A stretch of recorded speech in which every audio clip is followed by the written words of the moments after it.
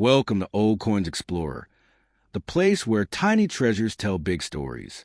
If you love discovering the hidden history behind everyday objects, especially old coins that whisper secrets from the past, you're in the right spot.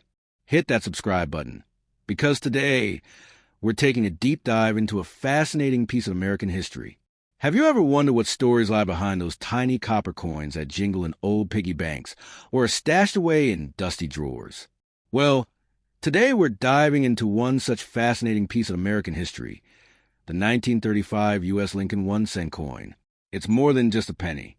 It's a pocket-sized time capsule from an era of deep economic struggle, patriotic pride, and evolving design. Whether you're a die-hard numismatist or someone who just stumbled across this coin in an old box, this journey is going to be an interesting one. Let's start at the beginning. First off, the Lincoln cent was introduced in 1909, which was a centennial of Abraham Lincoln's birth. It was a big deal because it was the first American coin to feature a real person's portrait. Before that, coins had symbols like Lady Liberty or eagles. Victor David Brenner, a Lithuanian immigrant and talented engraver, was chosen to design the new penny. His depiction of Lincoln was simple yet dignified, and the coin was instantly iconic. Now fast forward to 1935. The world was still in the grips of the Great Depression. America was trying to recover, and the average person's relationship with money was cautious and strained. The Lincoln cent from this year became a quiet symbol of resilience and hope. At the time, a penny could still get you a stick of gum, a few nails, or a couple pieces of candy. So yes, it's still at buying power. So what makes the 1935 Lincoln cent special? Well, to understand that, let's talk mintage. In total, there were 3 main mints that produced pennies that year: Philadelphia, which had no mint mark, Denver with AD, and San Francisco with an S. Philadelphia Mint. Over 245 million coins were struck. Denver Mint. Approximately 47 million coins. San Francisco Mint. Roughly 38 million coins. This means the Philadelphia coins are the most common, while the San Francisco ones are a bit scarcer. But rarity isn't just about how many were made. It's also about how many survived in good condition. And that brings us to condition, or in collector terms, the coin's grade. Grading ranges from poor, P1, to mint state MS70. A circulated 1935 penny that's been through years of use might only fetch a few cents, maybe $1 or $2 if it's in decent shape. But if you find a 1935 Lincoln cent in uncirculated condition, especially one from the Denver or San Francisco Mint, its value could jump to $10, $20, or even more depending on the grade. Let's paint a picture. Imagine you find a 1935 D penny in a box of old family belongings. It's shiny, crisp, and the details of Lincoln's hair and the wheat stalks on the back are sharp. That a coin someone might grade as MS65 or higher, and in today's collector market, that could be worth $50 or more. Not bad for a single cent. But it's not all about value. For many collectors, the real treasure lies in history. The idea that this coin passed through countless hands, witnessed major events, and somehow managed to survive nearly 90 years. Just think about it. Someone in the 1930s could have used this exact penny to buy a loaf of bread or a bus ticket. Another thing that makes the 1935 Lincoln cent intriguing is its design, or rather, how unchanged it is. The obverse features a familiar bust of Abraham Lincoln. Facing right, the words "In God We Trust" arc above his head, while liberty is to his left and the date, 1935, is stamped to his right. If there's a mint mark, it appears just below the date. The reverse side is equally iconic, featuring 2 stylized wheat stalks flanking the denomination 1 cent. Above is the pluribus unum, and below, United States of America. This is why it's commonly referred to as the wheat penny.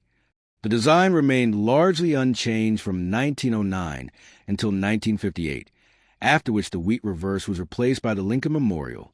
So for fans of the classic design, the 1935 penny is part of a long and beloved chapter in U.S. numismatics. Now, let's talk about errors, one of the juiciest parts of coin collecting. While the 1935 pennies aren't known for a large number of dramatic errors, there are a few worth noting. Some coins might have slight die cracks, where the minting die developed fractures that were transferred to the coin. Others might feature off-center strikes, double dies, or planchet flaws. These types of coins can fetch higher prices because collectors love anomalies. Imagine finding a 1935 S penny with a noticeable doubling on the date or lettering. That could be worth hundreds of dollars, especially if it's in good condition. These are rare, of course, but they do exist, and they're the stuff of collector dreams. Speaking of collecting, the 1935 Lincoln cent is often part of wheat penny collections, which typically aim to include one example of every year and mint mark from 1909 to 1958. For beginners, assembling such a collection is a fantastic way to learn about American history and minting practices. And since most wheat pennies, including the 1935 issue, are relatively affordable, it's a hobby that doesn't have to break the bank. Let's take a moment to think about the context in which this coin circulated. 1935 was a turbulent year. The country was in the middle of Franklin D. Roosevelt's New Deal programs. Unemployment was still high, but there was a sense of rebuilding and forward momentum. Radio was the dominant form of media. Swing music was rising in popularity, and people were beginning to see the first signs of recovery after years of hardship. This humble penny was part of everyday life for millions of Americans. It jingled in the pockets of factory workers, teachers, students, and storekeepers. It was handed over to buy newspapers, to tip shoe shine boys, and to make up exact change at corner shops. It lived a life just like the people who used it. Sometimes, collectors like to imagine the journey of a coin. Maybe your 1935 penny was given as change at a general store in Illinois, carried by a soldier in World War II, dropped into a child's piggy bank in the 1950s, or forgotten in a drawer until now. That tiny coin might have seen more of the world than we ever will. In fact, many collectors say one of the most enjoyable parts of numismatics is that sense of story and time travel. You're not just collecting metal, you're collecting moments. Every coin has a timeline, a path it's walked. So if you happen to come across a 1935 Lincoln cent, take a second look. Clean it gently with a soft cloth, never scrub or polish, as that could destroy its value, and examine the details. Does it have a mint mark? Is Lincoln's hair clear or worn smooth?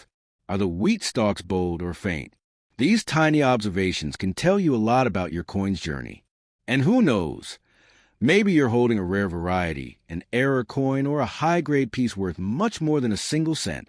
And even if it's not worth a fortune, it's still worth something, not just in dollars, but in the richness of its history. That 1935 penny is a survivor. It has witnessed nearly a century of change, from the Great Depression to the digital age. And that, my friends, is something truly special. All right, let's go deeper into the world of the 1935 Lincoln cent. Now that we've explored the basics, it's time to uncover even more layers of this small but mighty coin. Let's kick things off by diving into grading, one of the most important factors in a coin's value. Think of coin grading like a report card for your coin. The better the grade, the more your coin might be worth.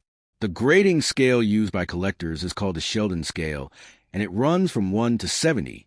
A grade of 1 means the coin is almost unrecognizable, just a smooth, flat disc, while a 70 is a perfect coin, flawless even under magnification.